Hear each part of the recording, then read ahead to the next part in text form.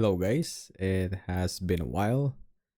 I always say from my previous videos na I'll try to be more consistent with my uploads, but obviously I wasn't able to do that. Sometimes nag-shift lang talaga yung priorities and life happens.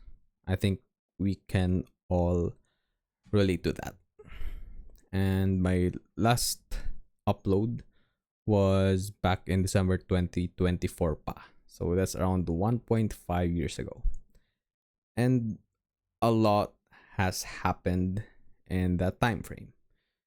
Earlier this year lang, we moved from Makati to the province here in Batangas. But yung main reason why I stopped creating content is because of a game. I've been playing a video game, specifically Path of Exile, for the most part of 2025. I even stopped going to the gym kasi sobrang time consuming din nitong game na to. And to be fair, it's a complex and fun game naman, and I still play from time to time. And even if natigil yung pag-upload ko ng content, investing never stops. At least in my case. Kasi I know that sometimes may mga emergencies or unforeseen circumstances tayo na may experience and hindi may iwasan to sell some of your assets or matigil yung pag-contribute natin sa mga investment portfolios. And fortunately for me, I'm still able to consistently contribute and buy US ETFs on a monthly basis. And I still have my Philippine stocks, and specifically yung SGP, medyo nagmumoon currently. From around 8 pesos per share nung na-cover natin itong stock na ito, around 30 pesos per share na siya sa current trading price. And additionally, consistent din naman silang nagbibigay ng dividends kasi required sila by law to distribute yung income nila as dividends. So, bonus na lang din yun. Also, I still have some of my positions sa crypto. I sold some when Bitcoin exceeded 100k. That was last year. And recently lang, medyo bumabagsak na ulit siya. I bought some. Kasi nga, yun, medyo mababa na ulit yung presyo. So currently, around 23,000-24,000 USD yung average buy price ko ng mga sats ko. Currently, around 25% pa rin yung allocation ng assets ko towards crypto.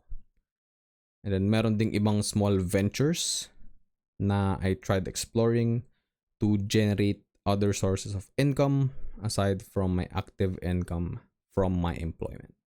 And aside sa pagtigil sa upload, creating content, going to the gym, because of Path of Exile, medyo napatigil din yung pagbasa ko ng mga libro. I've read more than 30 books back in 2024. And for comparison, isang libro lang yung natapos ko last year. So, medyo malaking difference yun. And yung binasa ko last year is The Lord of the Rings, yung first book, The Fellowship of the Ring. And you might say na, that's not good. From 30 plus books, naging one book na lang in a year. Well, I would agree. Although enjoyable yung time ko playing PoE or Path of Exile, marami ring na-sacrifice ng mga bagay na gusto kong gawin. Again, shift in priorities. And this boils down to finding the right balance.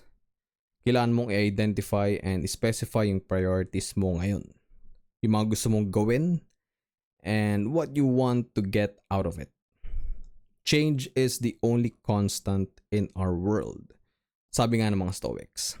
Yung mga bagay na araw-araw mong ginagawa and na-enjoy, siguro sabihin natin last year or 2 years ago, doesn't necessarily mean na yun pa rin yung gusto mong gawin ngayon.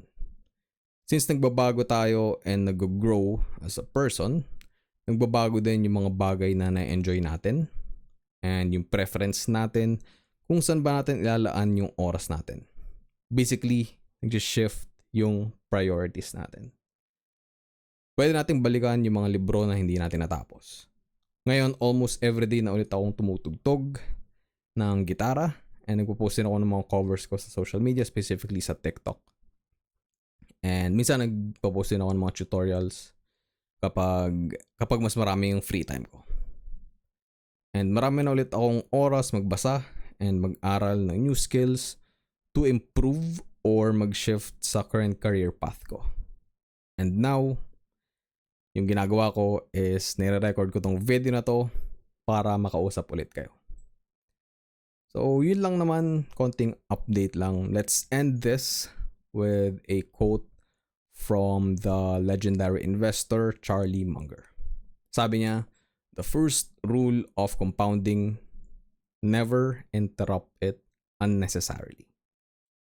So, essentially yun naman yung ginagawa ko.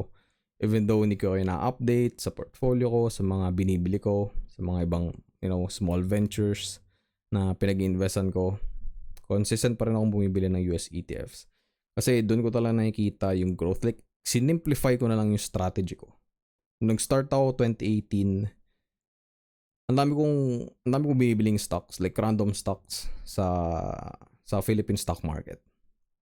And then nung medyo nag-grow na yung portfolio ko doon, nag-venture out ako sa crypto, nag-venture out ako sa mga US stocks, and eventually I settled down sa mga US ETFs. Specifically, binibili ko is VOO.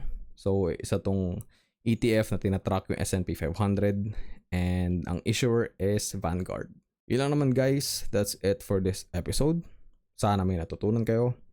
Thank you very much for watching and listening as always. I'll see you all in the next episode. Always remember, be Peso smart. Baby, show me.